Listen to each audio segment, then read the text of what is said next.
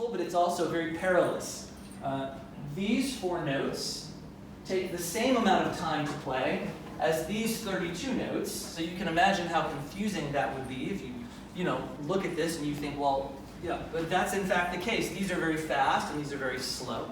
But it's actually worse than that. As a piano player, I'm looking at this music, and as the notes, I read it from left to right constantly. I never go right to left, always left to right.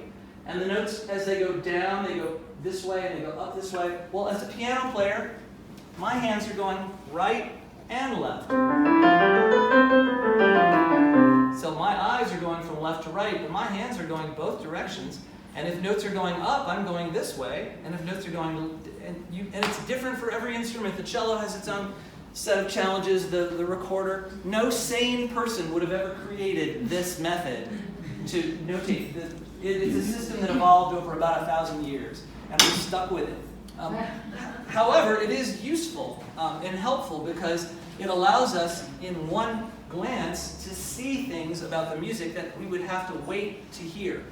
So we can notice similarities in these notes with perhaps these notes here. We can see it all happening at once.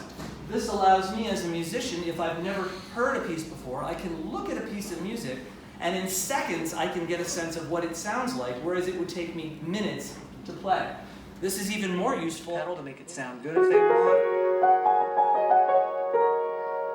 And after a while they get comfortable improvising. The second thing I teach them is something called the 12-bar blues form. Now, I won't get into specifics here, but to just briefly show you, I always teach them the blues in E flat.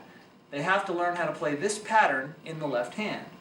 E flat, A flat, E flat, E flat, A flat, A flat, E flat, E flat, B flat, A flat, E flat, E flat.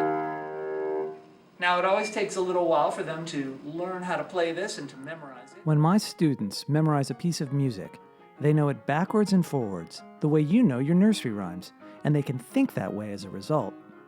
When I teach them to read music, they learn to look at symbols which are not arranged in a simple straight line and convert them into an understandable train of sounds. While music itself is mysterious, the skills you need in order to make it are sensible, concrete, and underlie all higher thinking. Have your students gotten better at taking apart a problem before trying to do the first step? Has your child taken a huge, unexplainable leap in spelling, reading, or math? Do you have any idea where they got their new skills?